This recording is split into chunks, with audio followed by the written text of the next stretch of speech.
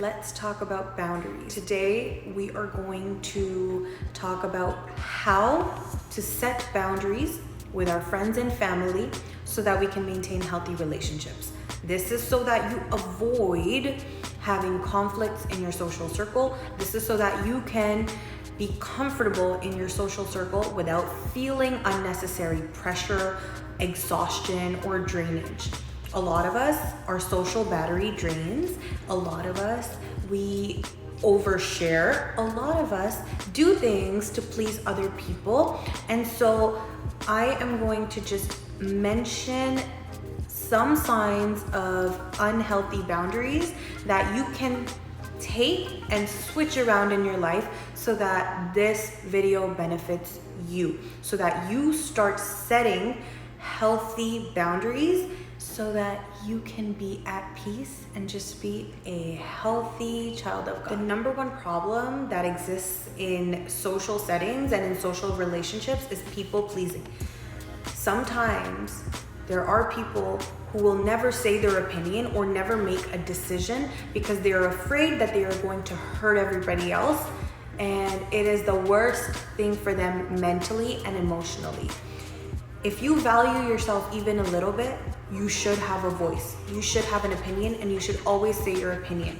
And the reason for that is because you should value what you feel so that other people value what you feel. Because if you are people pleasing and you're never saying what you feel, there's this inability to make decisions. You're basically just conflicting yourself. So there's this self version of you and there's this other person, and you're always just clashing. And the thing is that if you never share your valuable opinion, you're always going to be submissive in social settings, and somebody is always going to dominate you.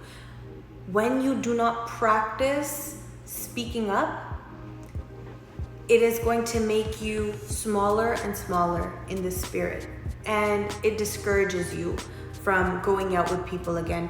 It makes you dislike your social circle. So instead, if you have an opinion, if you disagree with somebody, you should be able to voice your concern, because your concern, your opinion is important. It's important for you. And when people around you see that you respect yourself enough to speak your opinion, they will also respect you. That is the number one way to start setting social boundaries. By not people pleasing, but always respectfully saying what you feel.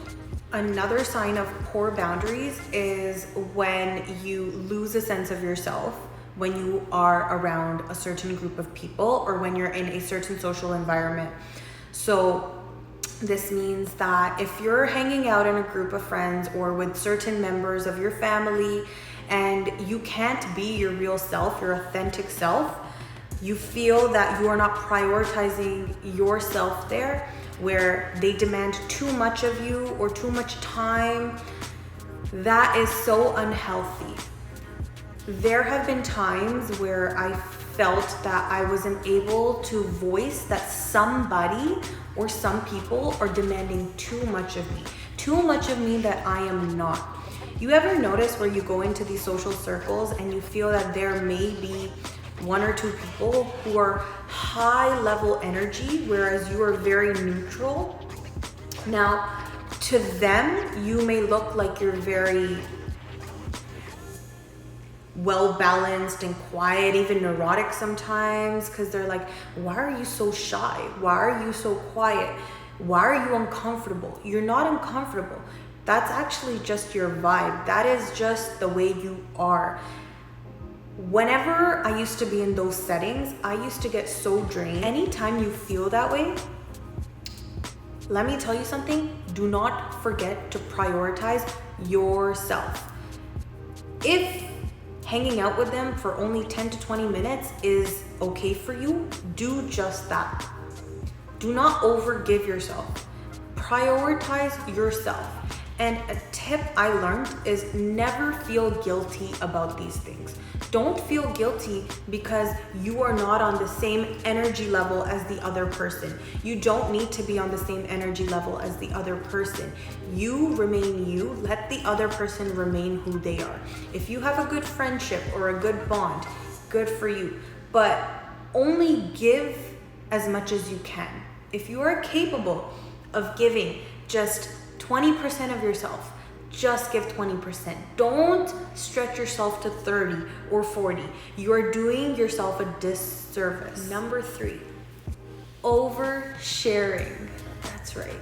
Oversharing is such a bad habit when it's a habit. So let's talk about oversharing for a little bit. Have you ever been in those settings where you're with somebody and they're constantly trying to figure you out, and they're constantly trying to say, you're such a closed book, I'm just trying to learn you, I'm just trying to analyze you, and like they get you all excited because they want you to overshare the deepest, darkest secrets of your life? That is a number 1 red flag. When someone very early on, without building a long-term relationship with you, wants to know you so well, oftentimes, children of God, oftentimes, this is a sign that the enemy is trying to make you weak. This is a sign that the enemy is trying to get you to say things about yourself that the enemy can use against you. If you are a child of God, you know exactly what I'm talking about. You need to stop oversharing, and you need to stop sharing with the wrong people. I really want to go into this, and I'm going to touch upon it just a little bit. You need to be aware of 3 types of people: wicked people, selfish people, and foolish people. Wicked people that genuinely just have evil motives. You know, there are people out there that are happy that you fall. There are people out there that will take your secrets and then use them against you. There are people out there that just do not like you. And they may or may not have a reason for it, but that exists. If you are a Christian, spiritual warfare is 100% real. If it's not a wicked person, then it's a selfish person, somebody who's going to use you for their own glory, for their own victory, for their own happiness. And you may be an easy target, or you may be a really important target in someone else's ulterior motive game.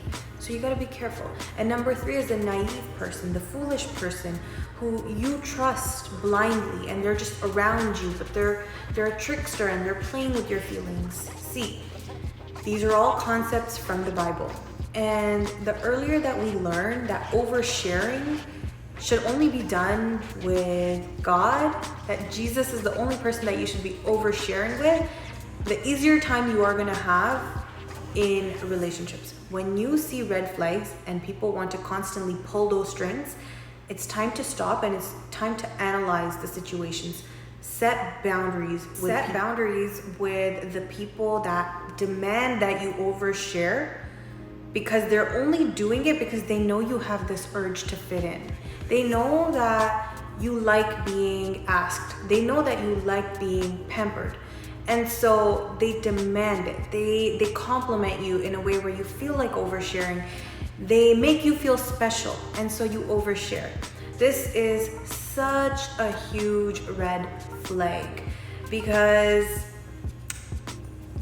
if we learn anything in our daily Christian lives, if we learn anything from the spiritual warfare that we're always in, you know that the enemy is always trying to hunt you down and is always trying to send the wrong people. Just like God sends us divine helpers and angels, the enemy also sends people that are there to trick you and to pull your legs, and that are there to disturb your peace. Oftentimes we're not able to recognize wolves in sheep's clothing, but the Bible tells us to discern. When we're not able to discern, it makes it a lot easier for people to have access to us. So just be aware of who you are giving your access to. Your access, you are precious, you are valuable.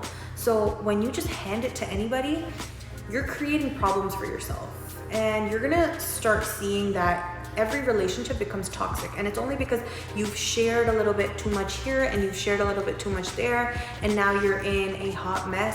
Just keep to yourself and have a prayerful life.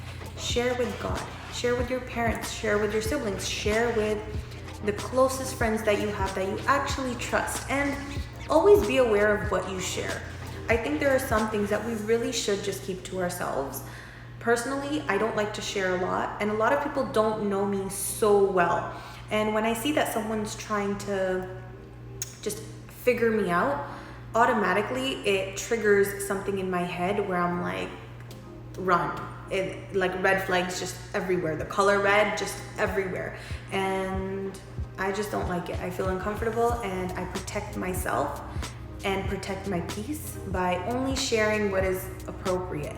That is setting a healthy boundary. So instead of feeling comfortable just sharing with anybody and anyone that you see, limit yourself and take time with people. Learn people first before you share anything with them. Children of God, I hope this video was helpful.